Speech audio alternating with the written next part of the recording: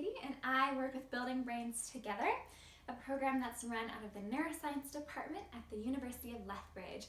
And today we're talking about a game called Musical Freeze, which is really fun and active and musical. So essentially you need a device that can play music and that can be stopped and started easily. Could be a phone, computer, anything else that you have around. So when the music is started, the kids or whoever's participating can move around freely. They can dance, jump, walk, whatever they'd like. But as soon as the music is paused, they have to freeze. And when the music is paused, you as the adult or whoever's controlling the music, you choose a card with a pose depicted on it. So Building Brains, we've made up some of these cards with just different easy poses on them. And if you go to our website at buildingbrains.ca, you can request those for free, or you can also make your own cards if you'd like, or find some elsewhere. But you would choose a card, so if you just did this one, it'd be standing up with your arm out to the side.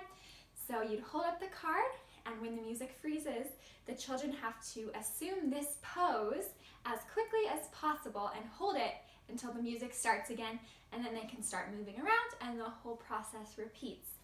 So for older groups of kids, you can encourage them to freeze as quickly as they can, and the last person who freezes or makes the pose has to sit out for a little while. But this one can be really, really fun. You can do a lot of different things with it. If you want, instead of holding up a card, you, whoever's controlling the music, can just freeze, can pose, and the other kids have to mimic that pose as well. So this game can be played for a long time and also has brain building benefits. First, of course, it encourages their working memory skills so they can remember what to do, remember the instructions, and this can help them in other ways to remember other lists or tasks that they have to do and hold that information in mind.